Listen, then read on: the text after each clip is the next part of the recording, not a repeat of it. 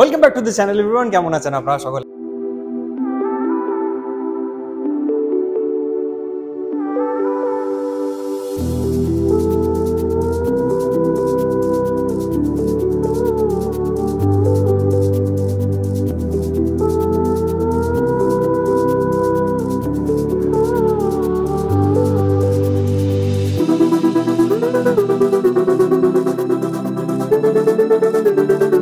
আজকে একটা নতুন দিন, নতুন জায়গা। পেছনে দেখতে পাচ্ছেন কোড ক্লাউডস। কোড ক্লাউডস আমাদের পশ্চিমবঙ্গের কলকাতা বেসড একটি কোম্পানি, যেটা বিশালভাবে আইটি সেক্টরে গ্রো করছে এবং বিশালভাবে আইটি সেক্টরে বুম হচ্ছে।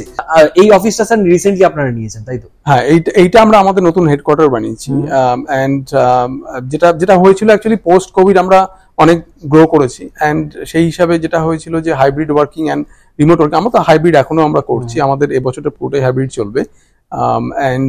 ফলে হাইব্রিডের জন্য যেটা হয় যে হায়ার করছি, কিন্তু ততটা অ্যাকচুয়াল স্পেস দরকার হচ্ছে না। আচ্ছা, আপনি ভালো বলতে পারবেন যে এই মুহূর্তে ট্রেন্ডটা কোন দিকে যাচ্ছে? আইটি সেক্টরে জব পেতে গেলে আমার যারা সাবস্ক্রাইবার, যারা স্টুডেন্ট দেখছেন, তারা কি কোন দিকে বেশি ফোকাস করলে বেশি ভালো জব পেতে পারে? আমি একটাই কথা বলবো, কোনো শর্টকাট হয় না।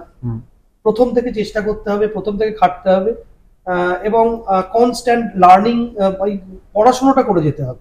মানে আমি ভর্তি হয়েছি, বিটেক করছি, মানে কোনো রকমের পরীক্ষা দিলাম, আমি একটা নাম্বার পেয়ে গেলাম কলেজ থেকে, সেটা কিন্তু সাফিসিয়েন্ট নয়, সেরকম ভাবে চাকরি পাওয়া যায় না।